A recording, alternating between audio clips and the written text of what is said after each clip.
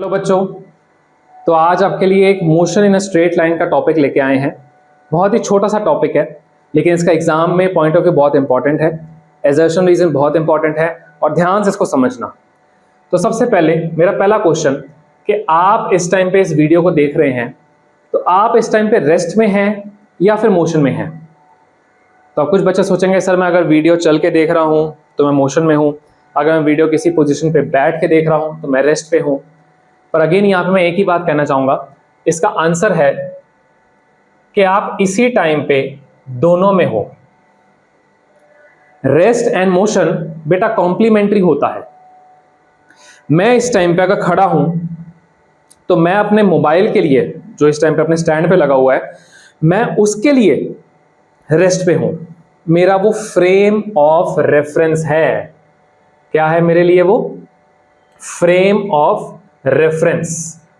हमारा frame of reference decide करेगा कि हम मोशन में हैं या फिर रेस्ट में हैं।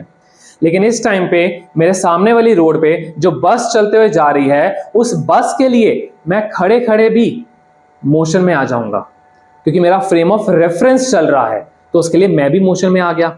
हम जब छोटे थे, छुट्टियों में जाते थे, पहाड़ी रास्ता आता था, हमें अक्सर लगता था कि जो पहाड़ हैं वो हमारे साथ मोशन कर रहे हैं, वो पीछे जा रहे हैं। सूरज को हम देखते थे, वो आगे जाता हुआ दिखता था, हमारे साथ चलता हुआ दिखता था। तो सिंपल सी बात है। तो आप जब मोशन में हैं, आपके लिए रेस्ट वाली चीज भी मोशन में आ जाएगी, क्योंकि आपका फ्रेम ऑफ रेफरेंस का डिस्टेंस चेंज हो रहा है। सिंपल इसको थोड़ा मैं सिंपल कर देता हूं आपके लिए। आप पॉइंट ए है, आपका रेफरेंस पॉइंट बी है। कुछ सेकेंड्स के बाद अगर आप ए से आप ए डैश पे आ गए, पहले आपका ये था, अब आप इतने पे आ गए हो, आपका डिस्टेंस चेंज हो गया है, तो यस आपके लिए वो मोशन में आ गया, उसके लिए आप मोशन में आ गए। एक बड़े सिंपल से एग्जांपल से ले लेते हैं। राम और श्याम किसी मेट्रो ट्रेन के अंदर जा रहे हैं। राम यहां बैठा है, श्याम यहां बैठा है, मेट्रो ट्रेन आगे ट्रेवल कर रही है और ये हमारा मेट्रो स्टेशन है। ठीक है, ये मेट्रो स्टेशन है।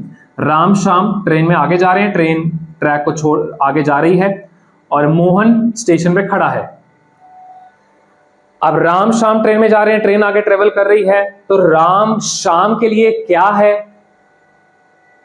राम मोहन के लिए क्या है, राम मेट्रो ट्रेन के लिए क्या है, एक एक करके सोचें। तो सबसे पहला राम श्याम की रिस्पेक्ट में क्या है, ठीक है, रिलेटिव। राम मोहन की रिस्पेक्ट में क्या है, राम स्टेशन की रिस्पेक्ट में क्या है। तो इनका बड़ा सिंपल सा आंसर हम दे सकते हैं कि राम और श्याम जिस डिस्टेंस पे बैठे हैं, क्या कभी वो चेंज होगा?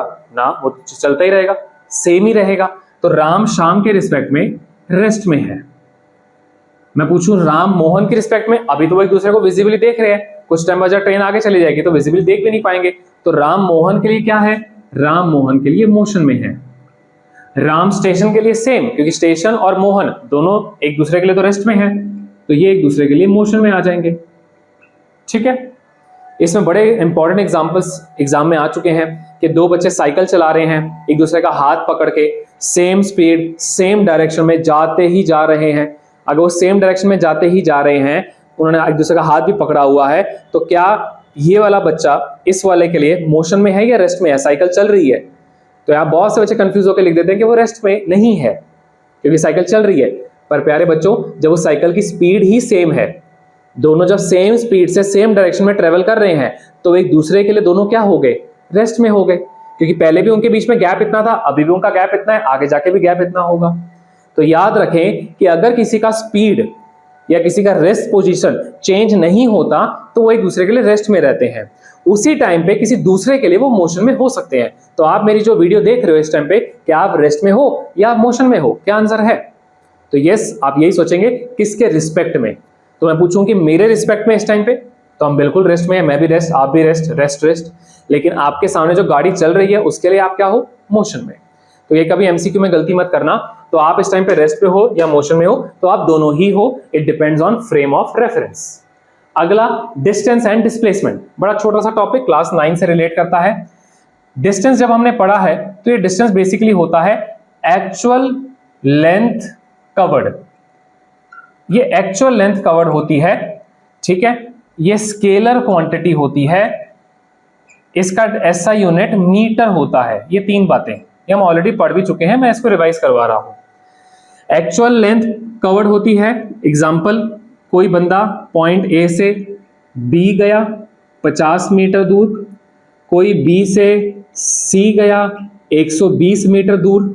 अब मैंने पूछा कि ए से सी जाने में कितना डिस्टेंस कवर हुआ, तो आपका आंसर होगा सर 50 + 120 दैट इज 170 मीटर। बिल्कुल सही। लेकिन अब मैं आपको पूछूं कि इसका डिस्प्लेसमेंट कितना है, तो डिस्प्लेसमेंट बच्चों, डिस्प्लेसमेंट के लिए मैं एक एक्स्ट्रा वर्ड याद करवाता हूं। बहुत से बच्चे जब डिस्प्लेसमेंट आंसर देते हैं तो वो एक्चुअली कह देते हैं शॉर्टेस्ट डिस्टेंस, पर यहां पे गड़बड़ हो जाती है। कैसे वो भी बताऊंगा। मैं याद करवाता हूं perpendicular distance between initial and final point. अब इससे गलती होने का चांस 0 हो जाता है। अब सिंपल सा आंसर, आपने शुरुआत कहां से की, इनिशियल पॉइंट क्या है आपके लिए, तो आप बताएंगे कि आपका इनिशियल पॉइंट जो है वो हमारा ए है, और हमारा फाइनल पॉइंट क्या है, इनिशियल पॉइंट ए है, फाइनल बी नहीं है, फाइनल क्या है सी। इन दोनों को जोड़ दो सीधी लाइन से, परपेंडिकुलर, बात ही खत्म कर दी, परपेंडिकुलर। इनको जब जोड़ दिया, अब इनकी वैल्यू किसी भी तरह से निकालो। यहाँ पे तो बड़ा आसान है, ये स्ट्रेट रास्ता है तो परपेंडिकुलर है, तो ये हमारा हाइपोटेन्यूज से सॉल्व हो जाएगा। तो ये क्वांटिटी हमारी वेक्टर क्वांटिटी होती है, और इसका भी एसआई यूनिट फिलहाल मीटर ही होता है। ठीक है, मीटर ही होता है। तो इसका आंसर जब आप सॉल्व करोगे 50 का स्क्वायर 120 का स्क्वायर ऐड करोगे तो इसका आंसर 130 मीटर आएगा। डिस्टेंस 170 आया, डिस्प्लेसमेंट 130 आया। क्या कोई ऐसा एग्जांपल होगा जिसमें कभी डिस्प्लेसमेंट की वैल्यू डिस्टेंस से भी ज्यादा आ जाए? Not possible. Distance can be greater than displacement, distance can be same as displacement, but distance can never be smaller than displacement. ऐसा कभी नहीं होगा। ठीक है जी, तो यहां तक किसी बच्चे को कोई डाउट? तो हम आगे चलें, इसमें कुछ और एग्जांपल्स करते हैं, तो आपको मैं एवरेज स्पीड के बारे में बताता हूं। ठीक है, हाँ जी बच्चों, तो अब आपके सामने मैं 3 केसेस लेके आया हूं। ये हमारे बड़े पॉपुलर केसेस हैं, 2 हमारे स्क्वायर्स हैं और एक हमारा सर्कल का केस है। ट्राइंगल तो मैंने बता ही दिया, राइट। अब इन सब में हमें डिस्टेंस और डिस्प्लेसमेंट बताना है। तो याद रखें, डिस्टेंस हमारा टोटल एक्चुअल पाथ होता है, ठीक है, और डिस्प्लेसमेंट हमारा perpendicular distance from initial to final point होता है। अब यहां हम अगर ध्यान से इसको देखें तो हमें हर केस में डिस्टेंस और डिस्प्लेसमेंट निकालना है। तो यहाँ पे मैं 1 मिनट के लिए पॉज करूंगा, आप भी इसको पॉज कीजिए और फिर हम आगे बढ़ते हैं। हाँ जी बच्चों, तो इसके आंसर्स चेक करते हैं आपके। तो आप पहले सवाल में हम ए से बी गए और बी से सी पे आए, तो अगर हम डिस्टेंस की बात करें तो एक्चुअल पाथ होता है 20 + 20, डायरेक्ट आंसर है 40 मीटर। लेकिन जब मैं डिस्प्लेसमेंट की बात करूंगा तो मैंने हमेशा कहा है, बड़े सिंपल सा टेक्निक, बिल्कुल मत भूलना, आप कुछ मत करो, इनिशियल पॉइंट और फाइनल पॉइंट को एक स्ट्रेट लाइन से जोड़ दो, सीधी लाइन से। अब जैसे ही आप इस स्ट्रेट लाइन से जोड़ दोगे तो आप इसको इजीली पाइथागोरस थ्योरम का यूज करेंगे, और पाइथागोरस थ्योरम का यूज करके ये 20√2 मीटर आ जाएगा।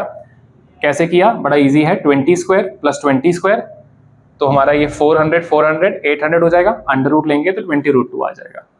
स्क्वायर में डायरेक्टली ये कर सकते हैं। स्टार्टिंग फ्रॉम ए से शुरू कर रहे हो, 3 राउंड्स, ओहो स्टार्ट करो। तो पहले 1 राउंड में कितना होगा? 10 10 10 10। 1 राउंड में हम 40 मीटर कवर करेंगे। आंसर स्टार्ट है यहाँ पे, ठीक है। 1 राउंड में 40 मीटर करेंगे, तो 3 राउंड्स में कितना करेंगे? 3 राउंड्स में हम 120 मीटर करेंगे। 4th राउंड पे जब आएंगे तो उन्होंने कहा ए से शुरू करके हम डी पे एंड कर रहे हैं। तो यहां पे अगर देखें 3 राउंड्स का तो हो गया, 3 राउंड्स के बाद प्लस डिस्टेंस की बात कर रहा हूं 10 10 10, तो 30 मीटर और ऐड हो गया। तो अगर हम डिस्टेंस बोले हमारे इस क्वेश्चन में, तो डिस्टेंस हमारा 150 मीटर आएगा, ठीक है।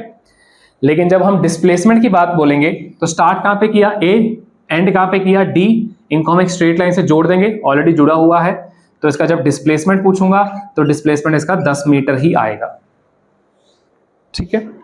अब सबसे इंपॉर्टेंट, बहुत ज्यादा पॉपुलर क्वेश्चन है ये स्कूल एग्जाम्स के लिए, सर्कल। अब सर्कल की बात करें, मैंने रेडियस दिया था 7 मीटर। अब हम सर्कुलर फेंसिंग में ही चल सकते हैं, ये याद रखना। अब जब सर्कुलर फेंसिंग में चलते हैं, मैंने रास्ता भी दिया है, ए से सी जाना है, फिर सी से बी जाना है। अब इस केस में जब आप ऐसे ट्रेवल कर रहे हो तो ये जो इसकी फेंसिंग होती है इसको हम क्या कहते हैं, फेंसिंग को सरकमफ्रेंस। ये पूरा कितना होता है 2 पाई आर।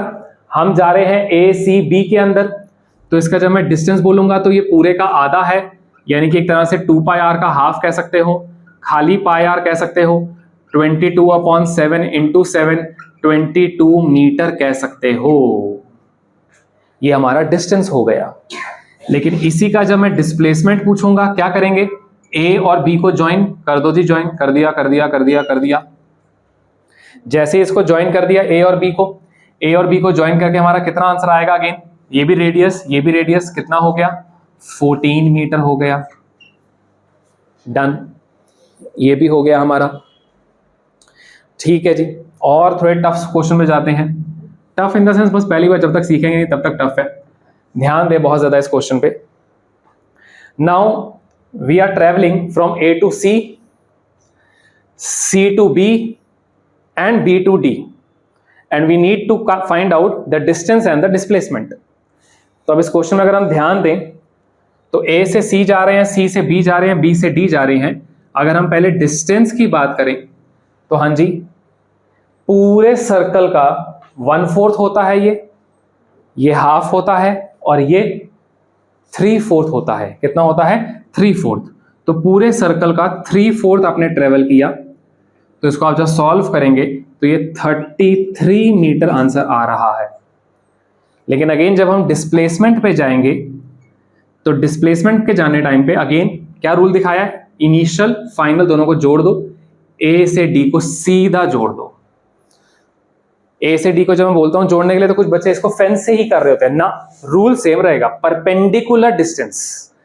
डिस्प्लेसमेंट में क्या निकालना होगा हमेशा, परपेंडिकुलर डिस्टेंस ए और डी को जोड़ के। अब ये कैसे निकालेंगे वैल्यू, हमारे पास कोई हेल्प करने के लिए है नहीं यहाँ पे, तो अगेन कोई हेल्प नहीं कर रहा, तो मैंने क्या किया, इसको कंस्ट्रक्ट किया और इसको कंस्ट्रक्ट किया। ये भी कितना है 7 और ये भी कितना है 7। अगेन जब इसकी वैल्यू हमें निकालनी है तो हम कितनी निकाल लेंगे, अगेन 7√2 मीटर आ जाएगा। ठीक है, तो आप इन क्वेश्चंस में बहुत इजीली इसकी प्रैक्टिस कर लो, और हमेशा याद रखना डिस्टेंस के लिए टोटल पाथ, लेकिन डिस्प्लेसमेंट के लिए द परपेंडिकुलर पाथ। और परपेंडिकुलर को हमेशा जोड़ना किसको है, इनिशियल और फाइनल पॉइंट को ही जोड़ना है और किसी को नहीं जोड़ना। ठीक है जी, तो इस वीडियो में डिस्टेंस और डिस्प्लेसमेंट का आपका ये पूरा कॉन्सेप्ट क्लियर हुआ है। आई होप आपको ये क्लियर हो गया होगा, और जो भी डाउट्स है आप डायरेक्टली रीच आउट कर सकते हैं। तब तक के लिए ऑल द वेरी बेस्ट।